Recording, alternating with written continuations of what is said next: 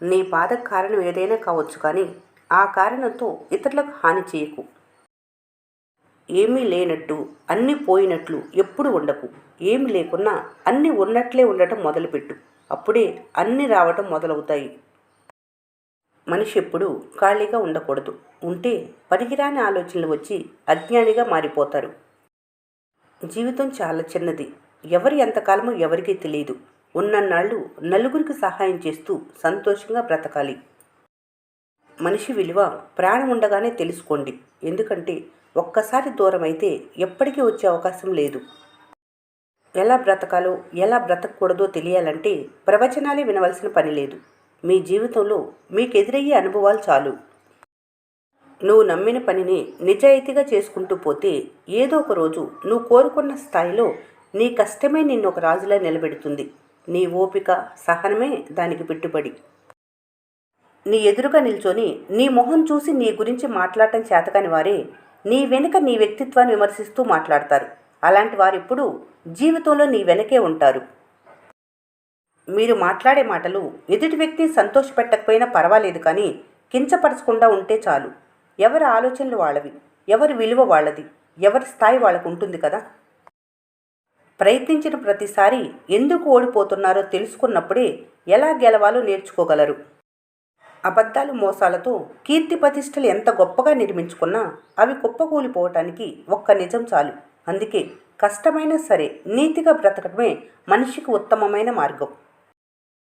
20 ఏళ్ల వయసులోనే 60 ఏళ్ల జీవితం చూసిన వాళ్ళకి పెద్దగా ఆశలు, ఆశయాలంటూ ఏమీ ఉండవు. కాలం ఎటు తీసుకెళ్తే అటు వెళ్ళటం తప్ప. మీరింకొకరికి నచ్చాలని రూల్ లేదు. నచ్చకపోయినా నష్టం లేదు. మీ వ్యక్తిత్వాన్ని చంపుకొని బ్రతకాల్సిన అవసరం అంతకన్నా లేదు. అందరిలా నువ్వు ఉండాలనుకోవటం అమాయకత్వం అవుతుంది. అందరూ నీలాగే ఉండాలనుకోవటం మూర్ఖత్వం. నవ్వుని మించిన ఔషధం లేదు. సహనాన్ని మించిన ఆయుధం లేదు. విశ్వాసాన్ని మించిన భద్రత లేదు. జ్ఞానాన్ని మించిన ఆస్తి లేదు. ఆశ్చర్యం ఏమిటంటే ఇవన్నీ ఉచితంగానే దొరుకుతాయి. రాళ్ళు తిని అరిగించుకోగల వయసులో ఉన్నప్పుడు తినటానికి మరమరాలు కూడా దొరకవు. వజ్రాలు, వైడూర్యాలు పోగేసుకున్న వయసులో మరమరాలు కూడా అరగవు. నీ జీవితంలో ఏది ఎంతవరకు ఉండాలో అంతవరకే నీతో ఉంటుంది. నువ్వు కావాలనుకున్నా వద్దనుకున్నా సమయం వచ్చినప్పుడు వెళ్ళిపోతుంది. అది ఆనందమైన, బాధ అయినా, వస్తువైనా, మనిషి అయినా. మనిషి బంగారంలా ఉంటే సరిపోదు, మనసు కూడా బంగారంలా ఉండాలి. ఎందుకంటే బంగారం విలువ క్యారెట్లను బట్టి, మనిషి విలువ క్యారెక్టర్ని బట్టి ఉంటుంది కాబట్టి. ఓ పక్షి మరణం బోయవాన్ని వాల్మీకిని చేసింది. శూర్పణఖ మాట రావణుడంతటి బుద్ధిశాలిని మూర్ఖుణ్ణి చేసింది. ద్వేషించే ముందు కాస్త ఆలోచించండి. ఎందుకంటే ఇష్టంలో పెరగటం, తరగటం రెండూ ఉంటాయి. కానీ ద్వేషం పెరగటమే తప్ప తరగటం అంటూ ఉండదు. కోపంలో వచ్చిన మాటను పట్టుకుంటే మనసు విరిగిపోతుంది. అదే కోపం వెనుకున్న బాధను తెలుసుకుంటే బంధం నిలబడుతుంది. అలా ఉండటానికి కావలసిన ఆయుధాలు చిరునవ్వు, మౌనం. చిరునవ్వుతో చాలా సమస్యలు పరిష్కరించవచ్చు. మౌనంతో చాలా సమస్యలు రాకుండా చూసుకోవచ్చు. ఇంటి పేరు కలిసిన ప్రతివారు బంధువు కారు. నువ్వు ఇబ్బందుల్లో ఉన్నావని తెలిసి నీ ఇంటి తలుపు తట్టిన వారే అసలైన బంధువు. ఇతరుల సలహాలు అధికంగా తీసుకోకు. చాలామంది చాలా సలహాలు ఇచ్చేందుకు సిద్ధంగా ఉన్నా అవి ఏమిటో పరిశీలించు, కానీ అతిగా విశ్లేషించకు. అనిపించింది చేసుకుంటూ వచ్చే అనుభవంతో ముందుకు సాగు. కష్టాలు నిన్ను నాశనం చేసేందుకు రాలేదు. నీ శక్తి సామర్థ్యాలను బయటికి తీసి నిన్ను నువ్వు నిరూపించుకునేందుకు వచ్చాయి. కష్టాలకు కూడా తెలియాలి నిన్ను సాధించటం కష్టమని. బ్రతుకు ఇంటి కిటికీ లాంటిది. తెరిస్తే వెలుగు, లేకుంటే చీకటి. అలాగే శ్రమిస్తే సుఖం, లేకుంటే దుఃఖం. అంతా నీ చేతిలోనే ఉంది. ధనబలం కన్నా దైవబలం గొప్పది. భుజబలం కన్నా బుద్ధిబలం గొప్పది. అతిశ్రయం కన్నా అణుకు గొప్పది. వీరత్వం కన్నా వినయం గొప్పది. అభిమానం కన్నా ఆత్మీయత గొప్పది. ఆవేశం కన్నా ఆలోచన గొప్పది. కోపంతో మాట్లాడితే ధనాన్ని కోల్పోతారు. అధికంగా మాట్లాడితే ప్రశాంతతను కోల్పోతారు. అనవసరంగా మాట్లాడితే అర్థాన్ని కోల్పోతారు. అహంకారంతో మాట్లాడితే ప్రేమను కోల్పోతారు. అబద్ధాలు మాట్లాడితే పేరును కోల్పోతారు. ఆలోచించి మాట్లాడితే ప్రత్యేకతతో జీవిస్తారు. నింద వేయటం సులభమే కానీ నింద మోసేవారికి తెలుస్తుంది దాని బరువు. మాట జారటం సులభమే కానీ మాట పడిన వారికే తెలుస్తుంది దాని బాధ. కట్టె కాలి బూడిదైనా మాట మాత్రం బ్రతికే ఉంటుంది. కాబట్టి ఆలోచించి ఆచితూచి మాట్లాడాలి. కలవలు బురదలోనే ఉంటాయి, కానీ కలవలు పవిత్రంగానే ఉంటాయి.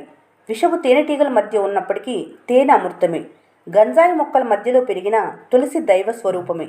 జీవిస్తున్న స్థలాన్ని బట్టి, చుట్టూ ఉండే జనాన్ని బట్టి నీలో ఉన్న గుణాలను మార్చుకోకు. పరిస్థితులు ఎంత కఠినంగా ఉన్నా సరే మంచి ఆలోచనలు, దైవ భావాలను వదులుకోకు. ఆలోచన అంటువ్యాధి లాంటిది. మీరు నెగిటివ్గా ఆలోచించడం మొదలు పెడితే నెగిటివ్గానే వస్తాయి. పాజిటివ్గా ఆలోచించడం మొదలు పెడితే పాజిటివ్గానే వస్తాయి.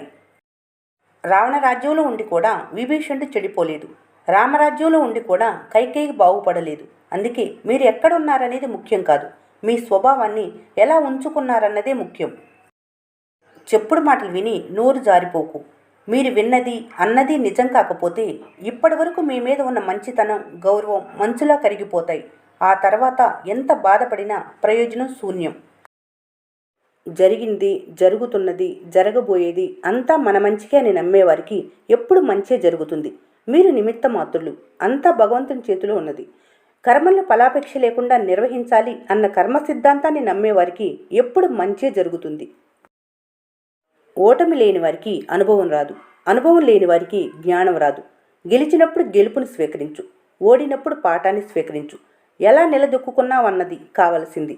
ఓడిపోయి విశ్రాంతి తీసుకున్నప్పుడు ఆ ఓటమి నేర్పిన పాఠాన్ని చదువుకో, గెలుస్తావు. మీ పొరపాట్లు, మీపై విమర్శలు, లేనిపోని అపోహలు, అవహేళనలు, అపనిందలు, అవమానాలు, అపజయాలు, ఆవేదన ఇవన్నీ మీ గెలుపునిచ్చినకుండే మెట్లు. రేపటి కష్టాలు తెల్లవారేసరికి సిద్ధంగానే ఉంటాయి. వాటిని ఎదుర్కోవటానికి నువ్వు సిద్ధంగా ఉండాల్సిందే. వాటి గురించి ఆలోచిస్తూ నిద్రను దూరం చేసుకోవద్దు. ఉన్న కొద్దిసేపైనా ప్రశాంతంగా నిద్రపోవాలి. నీ దగ్గర ఏదైతే ఉందో దానిని దేవుడిచ్చాడని సంతోషంగా ఉండు. నీ దగ్గర ఏదైతే లేదో దానిని దేవుడు ఇస్తాడని నమ్మకంతో ఉండు.